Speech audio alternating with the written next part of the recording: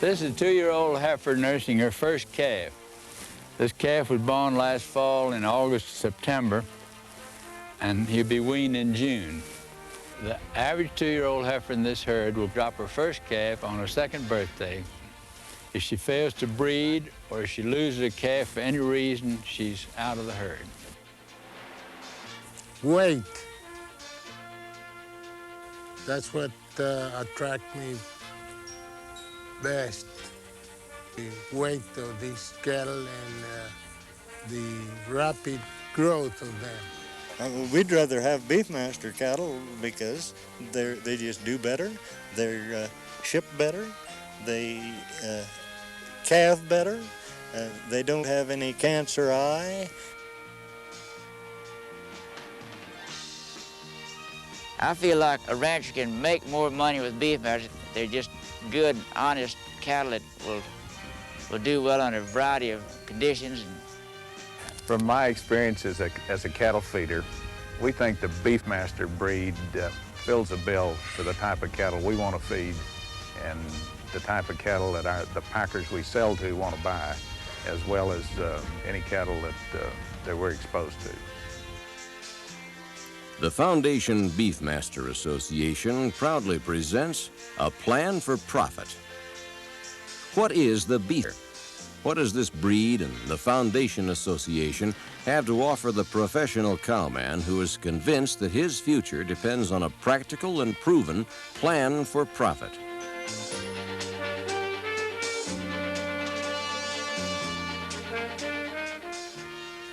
Welcome to the Lasater Ranch, home of the foundation herd of the Beefmaster breed.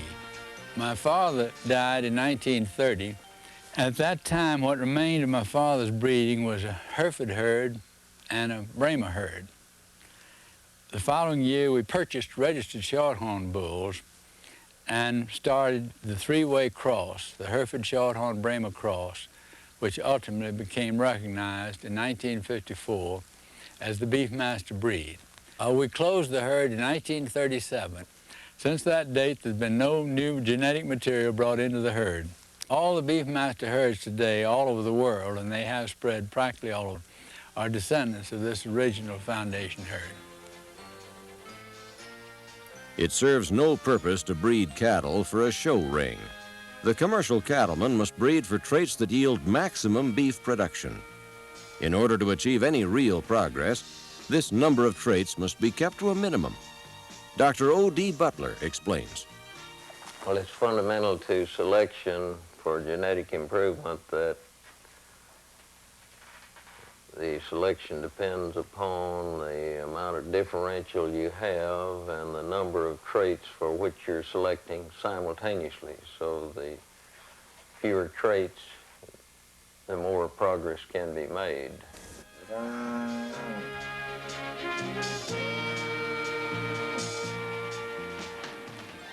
We have what we call the 6 essential characteristics, and they're disposition, fertility, weight, conformation, hardness, and milk production. They're all equally important because, as I say, you could have any 5 characteristics perfection and drop any one of them, and the animal would have no value. There's the most perfect animal in the world, low in fertility, has no value. So they're all equally essential. I believe that it's unique to the Beefmaster breed that every animal that is registered has the name of the breeder tied to the breed. Now, I like that very much because I think that fundamentally a man's cattle in a breed depend upon his skill and his integrity, his reputation. I bought the first bulls in 1947. When I started having our first crop, I found out that our calves were a lot heavier than the one that we raised before. I began breeding Beefmaster in 1948. Part of the most dramatic characteristic to me was the much greater size and weight. I would say that there's a significant difference in weaning weights between these cattle and other cattle we've had experience with, maybe 50 to 100 pounds in that range, heavier on the Beefmaster type cattle than the other cattle. We're the third generation, and, well, we had commercial Herefords. We thought it was time to do something.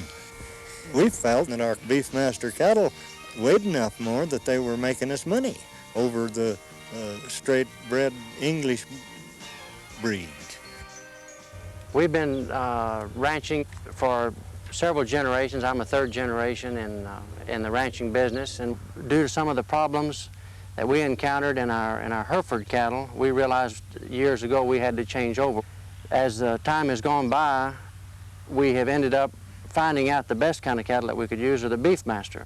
We've eliminated our bad bags, bad eyes, and calving problems. Our bulls that go to commercial operators are used on all sorts of cattle. I would say they've gotten on very well calving.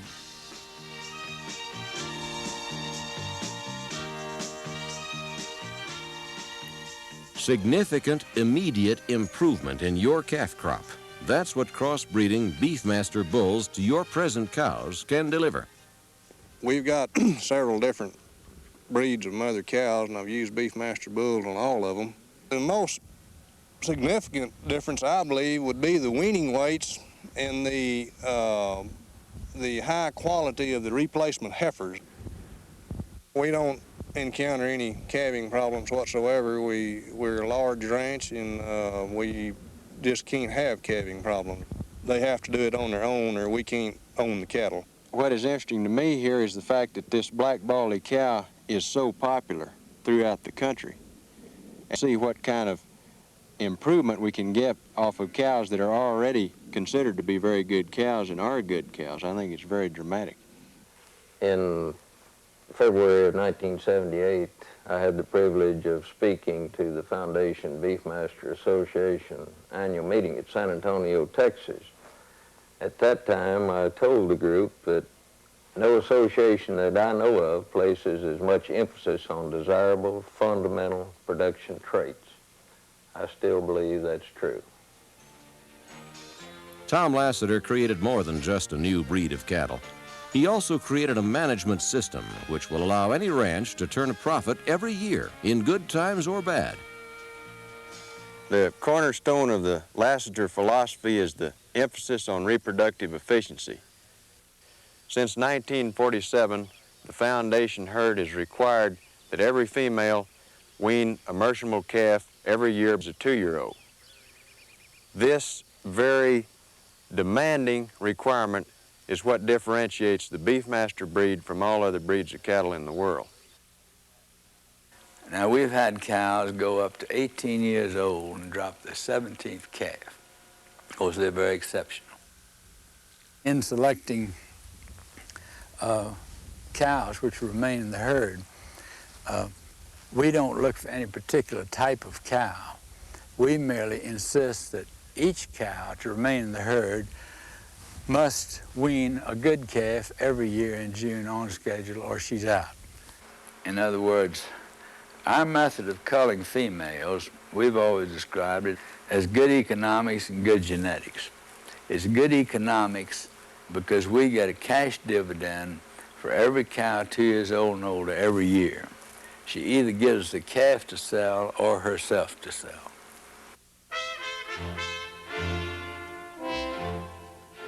The foundation herd was started in South Texas in a relatively dry, very hot climate.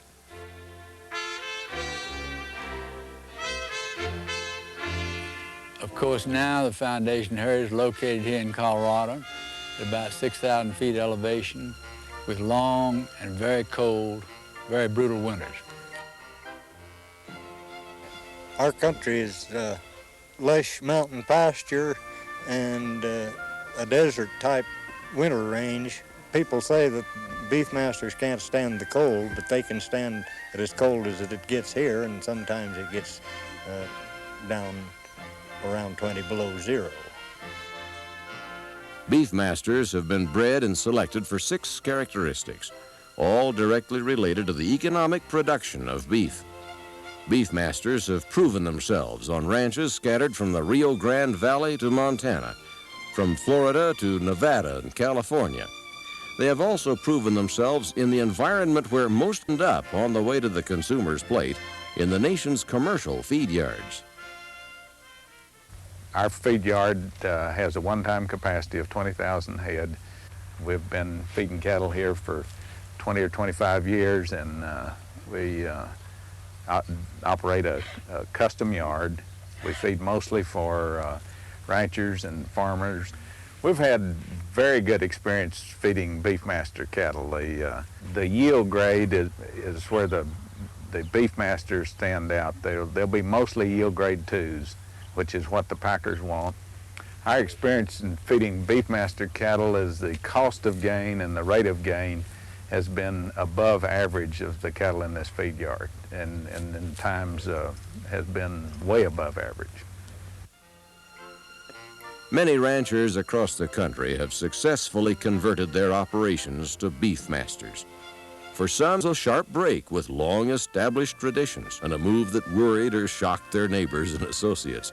But for most, it was a move that has yielded positive results year after year. Bueno, yeah, not only my neighbors, but a lot of people that used to come over here, they thought that I was crazy. I wasn't really convinced that I wasn't crazy, but I liked the cattle. And I found out that I was doing a lot better than with the rest of the cattle. My neighbors, they don't say a word. They just come to buy. That's all. One evidence these cattle are profitable is that we've sold bulls over a period of many years to commercial operators who are strictly in the business to produce beef and make money, and they'll keep coming back for more bulls. The kind of cattle that we feed that fits our feeding program and our marketing program the best are cattle with some Brahma blood in them. And we think that the Beefmaster breed fulfills that demand as well as anything, or better than anything. A few years ago, our banker told us that we were the only ranchers in this area that were paying the interest, and we're the only ranchers in this area that were running Beefmaster cattle. This, in brief, is the story of Beefmasters and of the philosophy of cattle management created by the founder of the breed. We at FBA invite you to buy one bull or a load of bulls and let them go to work for you. We are confident you will join the growing numbers of cattlemen who have found that this breed and this practical breeding program can indeed make an immediate contribution to your plan for profit.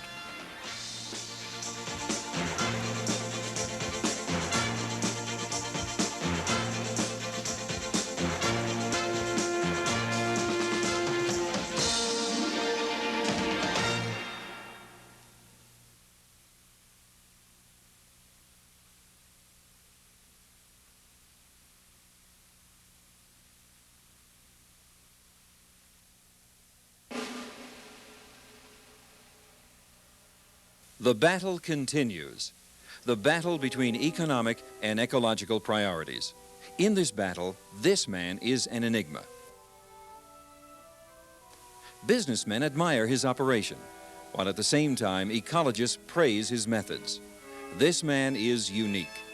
Despite today's depressed farm and ranch economy, he has made a profit in the livestock business. He has done it not by fighting nature, but instead by working out a business deal, a partnership with the land. Meet nature's partner, Tom Lasater.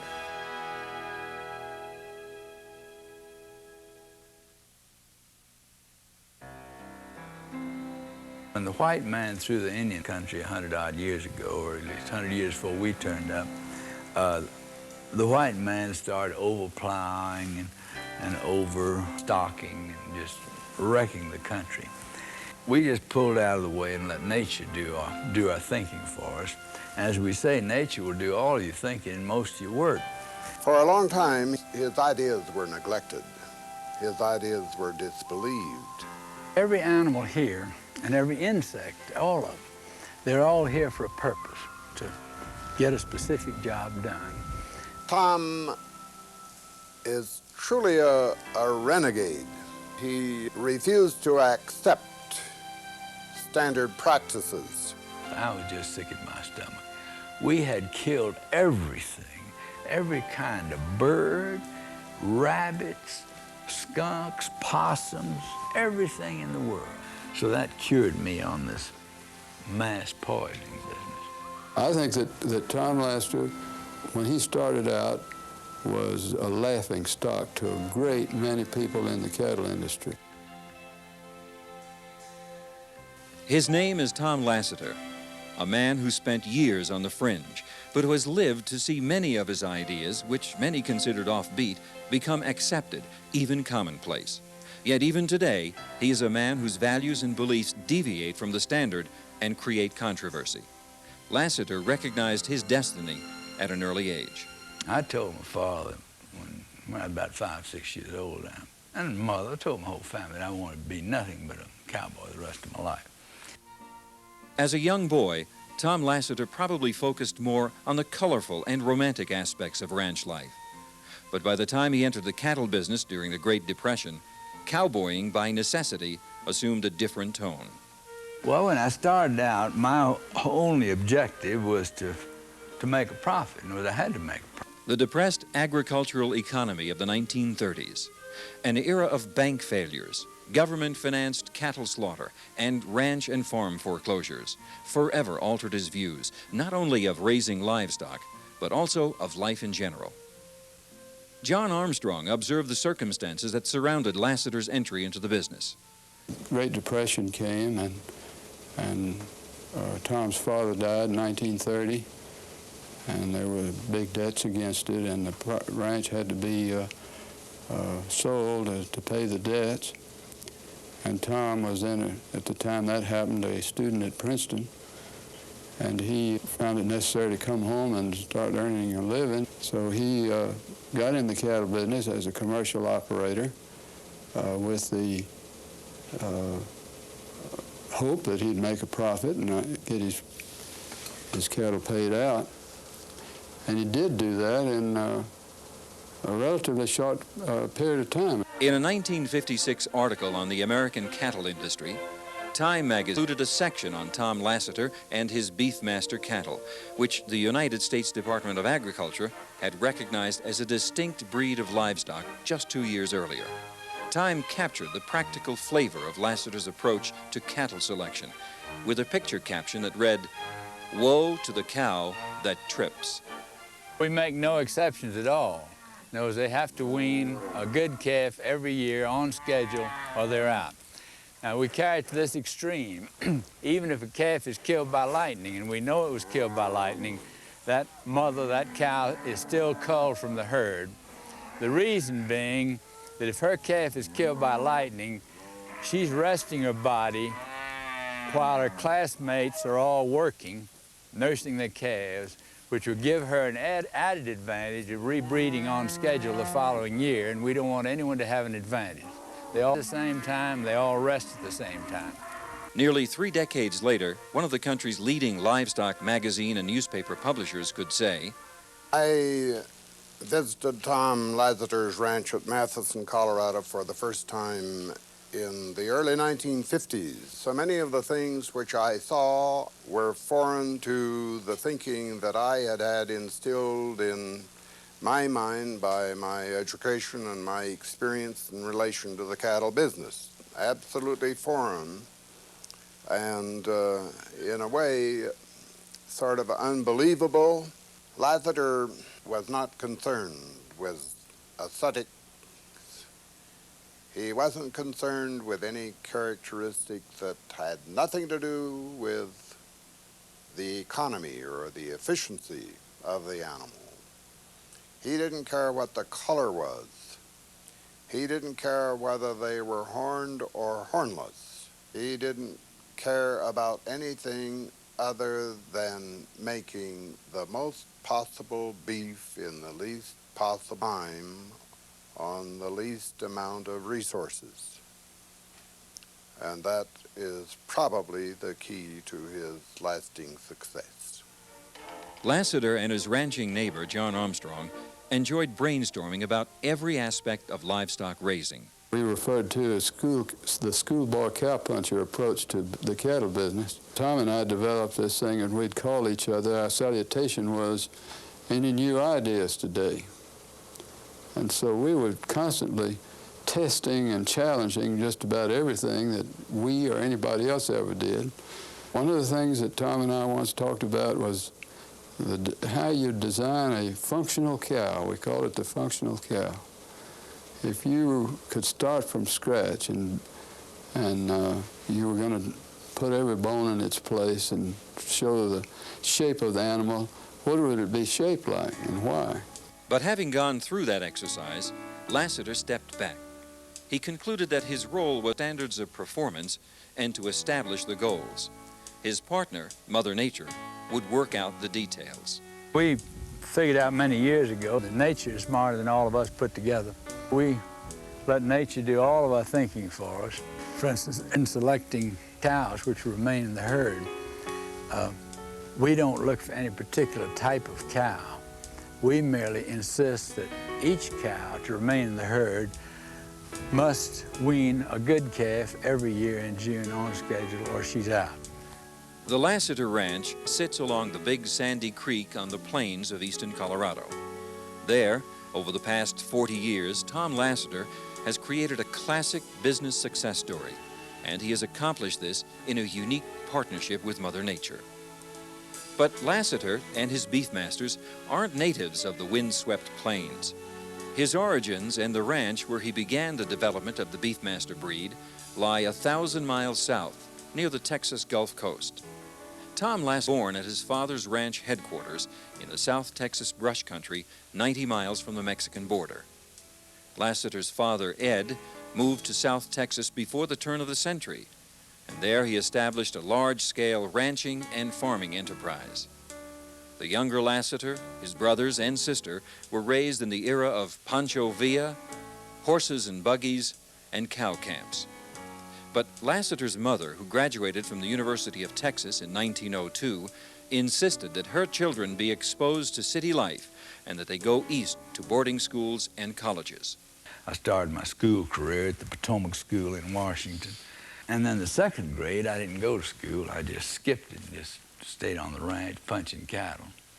And the third grade, we had a teacher on the ranch. And then the fourth grade, we spent the winter in New York City. I went to Lincoln School. Then back at the ranch in the sixth, finally went to Andover in the ninth grade in high school. So I'd just been to school all over. Ed Lasater founded the town of Falfurrias, started a bank, a mercantile company, and a major dairy operation.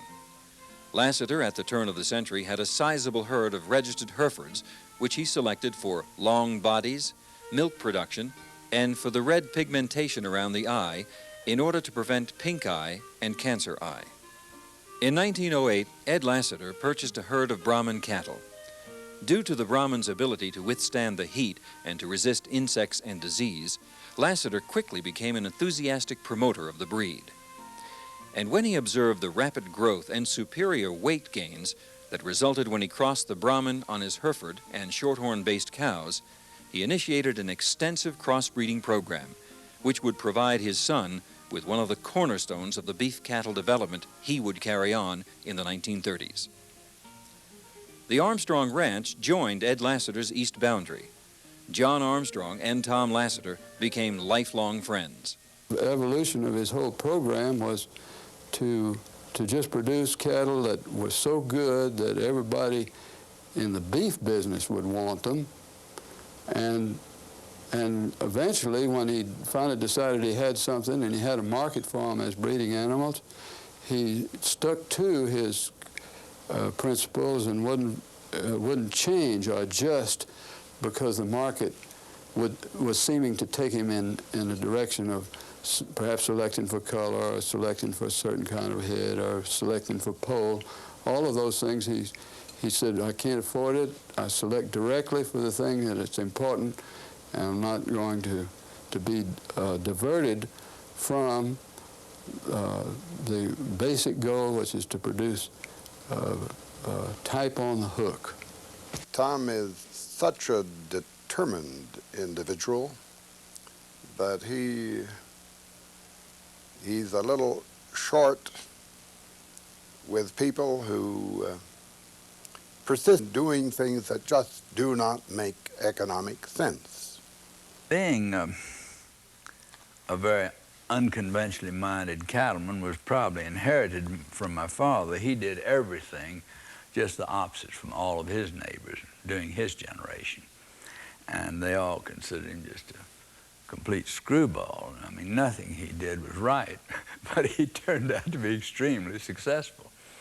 And so that's where I think I got the first inkling of doing things differently.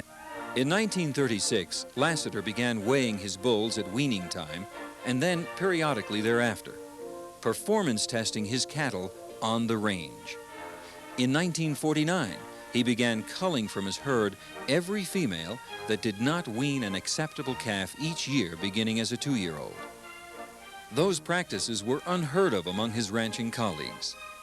John Armstrong, now the executive vice president of the famous King Ranch of Texas, comments. I think that Tom Lasater, when he started out, was a laughing stock to a great many people in the cattle industry. And I think the finest thing that's happened to the cattle industry of this country is for them to recognize that you've got to be able to change and accept something that at first blush you're not so keen about. And I think he's been redeemed totally. In 1940, Tom Lasater met and married a young University of Texas graduate named Mary Casey. She became the mother of his 6 children and a willing and enthusiastic partner in every aspect of their ranching enterprise. Everything that ever turned out well, I did, very quickly. Got my bride on my first date and flew to Colorado and bought this ranch and flew home in 3 days. Mary Lasater's warm and outgoing personality smoothed over more than once the effect of Tom's abrasive manner.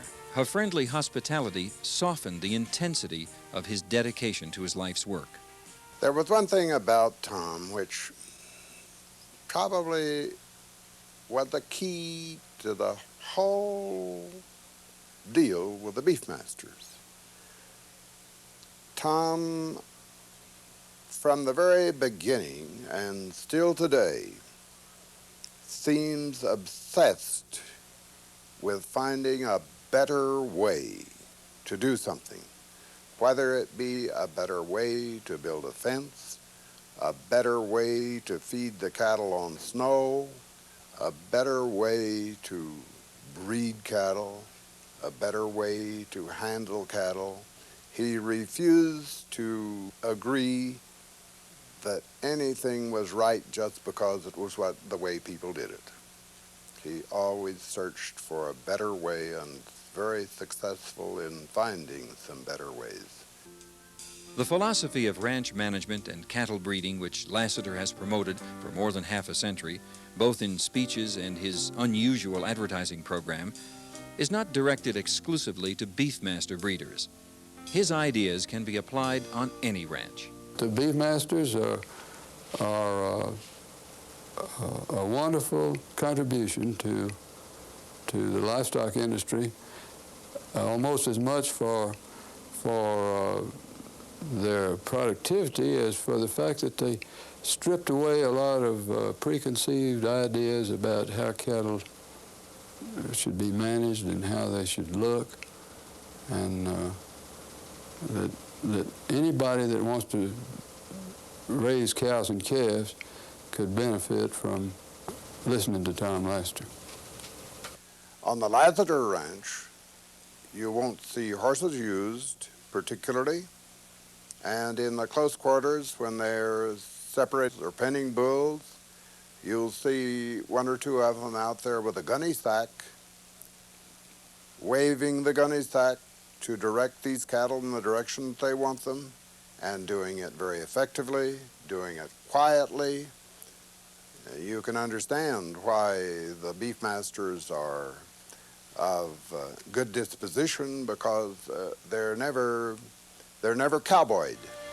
Lasater once described his breeding program as survival of the fittest, where I define fit. After he set the rules, he turned the rest of the job over to his partner, Mother Nature. For a long time, his ideas were neglected. His ideas were disbelieved.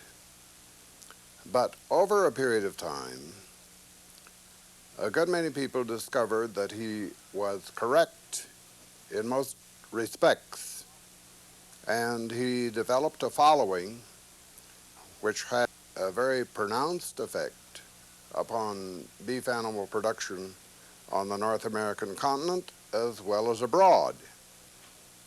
Such people as Professor Jan Bonsma of the University of Pretoria in South Africa gives Tom great credit for the fertility and the functional efficiency of the Beefmaster which he created.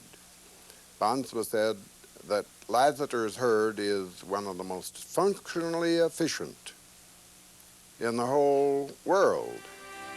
Although Lasater's main interest is in selecting cattle to produce beef more efficiently, his thinking as a livestock man and a landowner go far beyond the productive cattle which graze on his pastures. Lasater believes in the balance of nature, the harmony between his livestock and the various types of wildlife which inhabit his ranch. There's an antelope right out in front of us here, as you can see.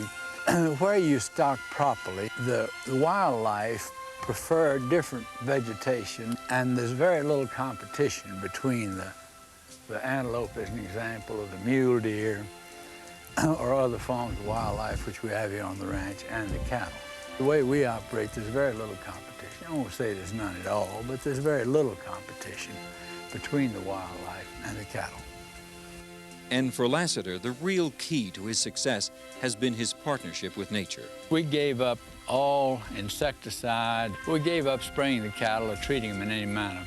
In addition to letting nature do most of our thinking for us, if you stay out of nature's way, she'll do most of our work. You know, another thing that was bothersome that day was his idea of letting nature make the decisions.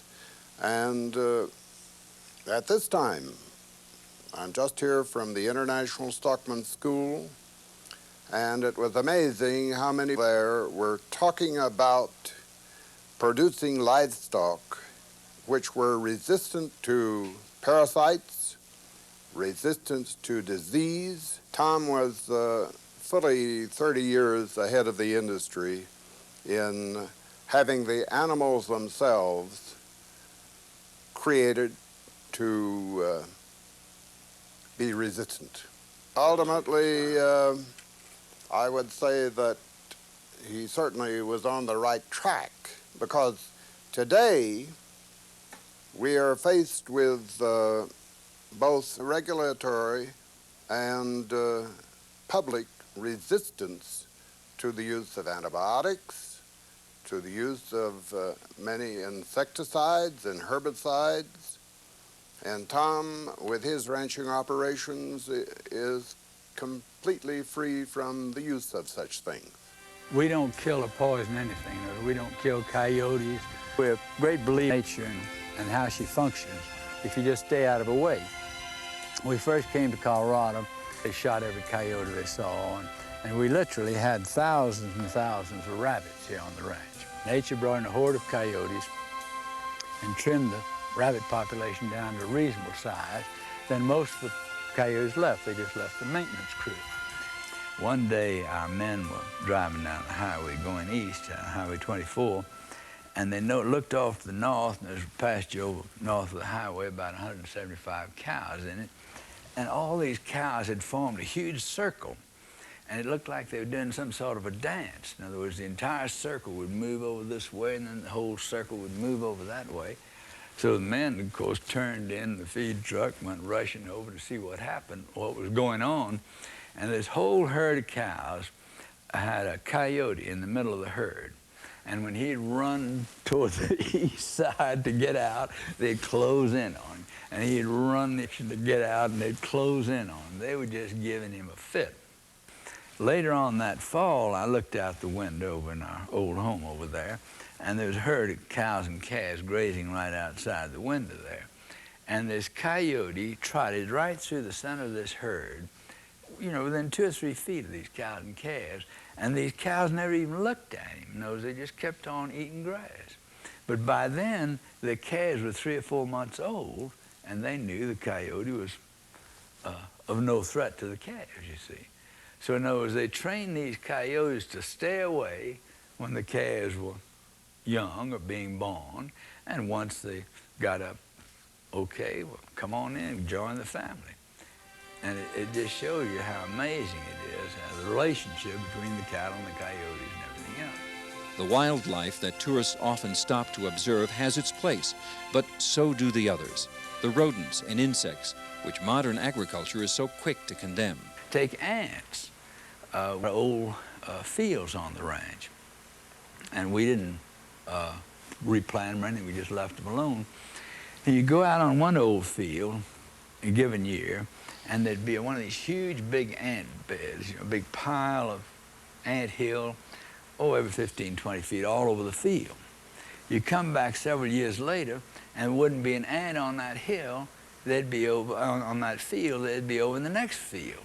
Well, the job of the ant, the prairie dog, all these digging creatures, gophers, is to turn over the soil, see, bring up the soil from below, and let oxygen and moisture go down through their holes into the subsoil.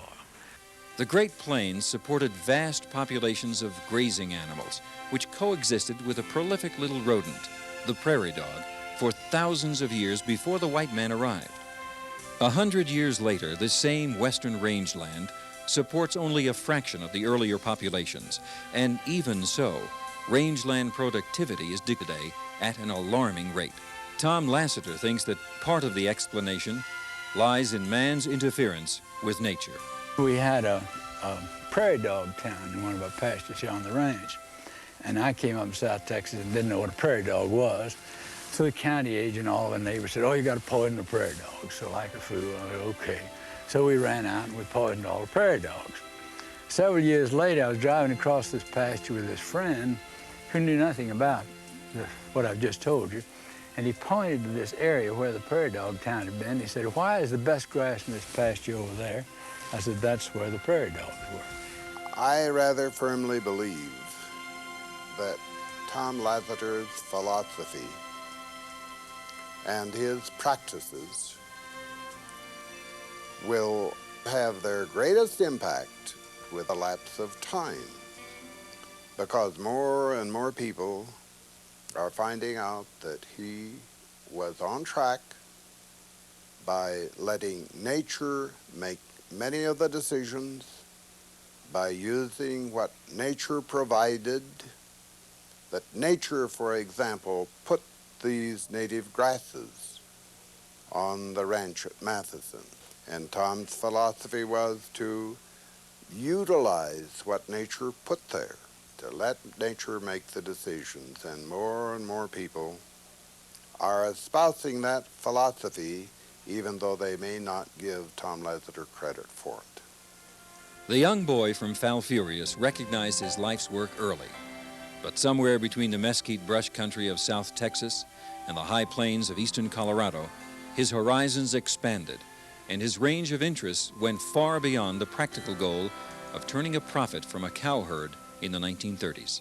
His father, his mother, his early love of the Brahman cross cattle, his schools, and his wife all played their part in defining and refining this man's. Maybe the open expanse of his prairie ranch had a role too. He's still there, riding the range, weighing his bulls, enjoying his cows, the wildlife, and the native grasslands, enjoying his role as nature's partner.